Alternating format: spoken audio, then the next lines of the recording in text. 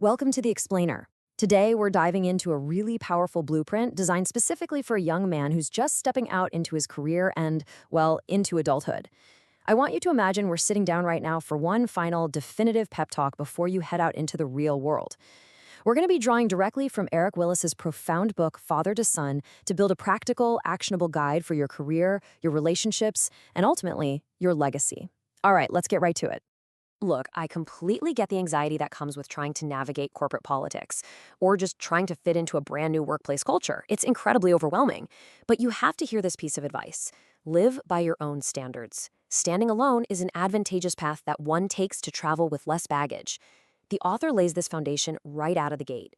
Your career, it absolutely shouldn't be about conforming to every single whim of your colleagues. It's about relying entirely on your own solid principles. Okay, let's dive right into Section 1. Establish your non-negotiable core. Before you can conquer the workplace, you have to figure out who you are internally. You've got to draw a line in the sand, and non-negotiable is exactly that. It's a set of principles and boundaries you will literally never cross, no matter how intense the pressure gets.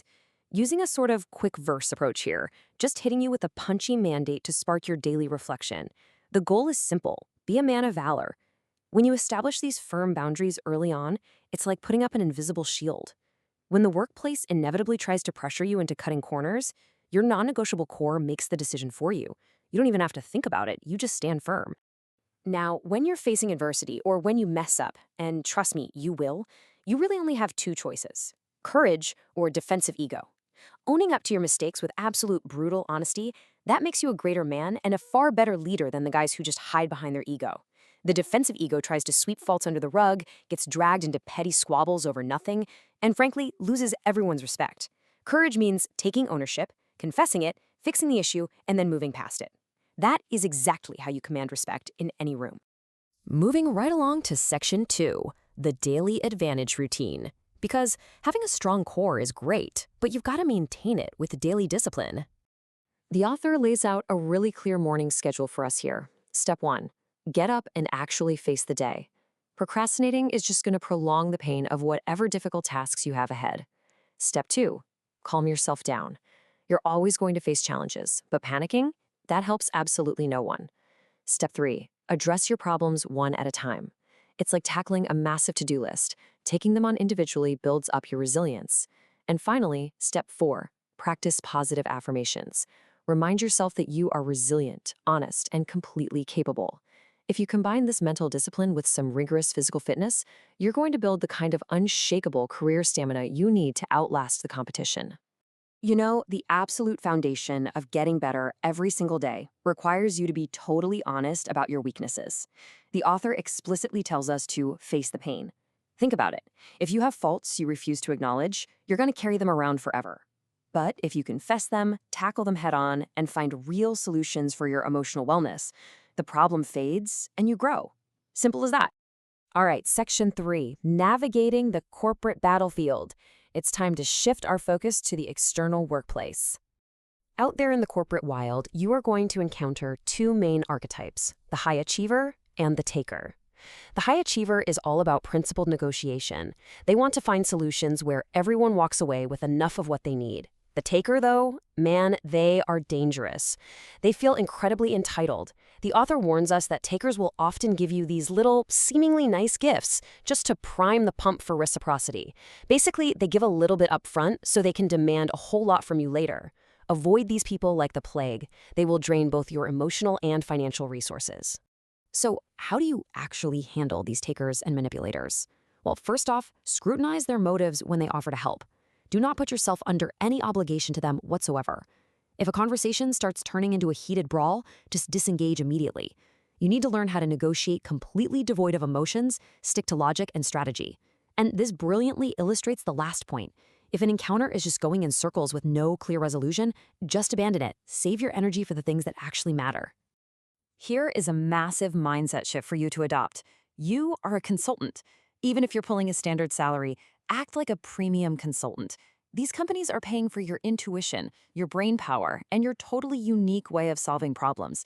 Use your creativity to take a mediocre product and make it fantastic. By staying logically engaged but emotionally detached, you deliver top-tier value. And hey, never feel ashamed of commanding premium rates when you're delivering undeniable top-notch quality. That brings us to section 4, evaluating mentors and peers.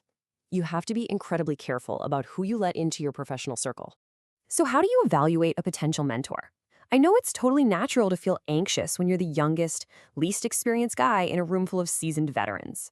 But the author frames this not as a weakness, but as a massive advantage. It's your chance to demonstrate real character. By listening intently, asking really sharp questions, and showing profound respect without crossing over into just being a yes man, you establish leadership qualities right away. You prove your worth through quiet, undeniable competence. Let's go over your checklist for mentors and peers. First up, you have to get over that fear of smarter, more successful people. Observe them, soak up their knowledge, and celebrate the fact that you get to be in their presence. But, and this is a huge but, you have to ensure your core values are on the same wavelength. You can learn everything about a person's true character by watching how they handle a conflict, so pay attention to that. Lastly, filter out the toxic noise. If an acquaintance is constantly celebrating debauchery or lewdness, they have no business being in your inner circle. Keep your crew aligned with your own non-negotiable moral framework. Moving on to Section 5, the continuous learning blueprint. This is what separates the greats from the average. Look, most people read a book cover to cover, get totally bored halfway through, and chuck it on a shelf to collect dust. Not you. You need tactical reading strategies to get a competitive edge. Sure, you can read specifically to hunt down certain content. You can also use that quick first method we talked about earlier, just skimming the very first lines of paragraphs, because that's where the best writers usually drop their main point. Or, and this is brilliant, try the retrograde method. Actually start at the very last chapter and work your way backward. It's an incredibly smart way to use method books to quickly spot what's missing in your own understanding. Now, what's really interesting about this slide is the secret habit high achievers have: archiving. You should constantly be collecting and archiving resources that everyone else just glosses over. Introduce yourself to patrons, producers, and promoters, and keep those contacts hyper-organized. Jot down the names of interesting manufacturers or fabricators. You literally never know when you might need them down the road to build something great. And make sure you cross-train. Spend some time learning graphic design, audio mixing, or SEO. You want to build this absolute powerhouse network of skills and contacts so that no matter what happens, you are always ready to pivot. And finally, we arrive at Section 6, building a family legacy. Let's zoom out from the immediate career for a second. Because at the end of the day, it all boils down to legacy principles. Your absolute primary purpose is to build and maintain a healthy core family. Honestly, everything else is secondary. The author really hammers home the importance of setting crystal clear boundaries, even with extended family members if they happen to be toxic or draining your finances. It is not your job to play savior to them at the expense of your own household.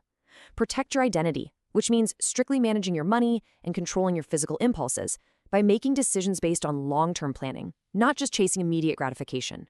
You have to live valiantly so you can model that kind of scrupulous, honorable behavior for the next generation. And that naturally brings us to what I think is one of the most powerful quotes in the entire text. Be the kind of man you want your sons to become. Be the kind of man you want your daughters to marry. Wow. I mean, this is the ultimate goal, right? All of your daily discipline, all that careful workplace navigation, all the continuous learning, this is what it's for. You are setting the gold standard for what your kids will grow up believing is normal. So I'm going to leave you with this final provocative thought. What kind of legacy are you building today? Right this very second. Are you clearly establishing your non-negotiables? Are you navigating your workplace with the integrity of a premium, top-tier consultant? The whole blueprint is right here in front of you.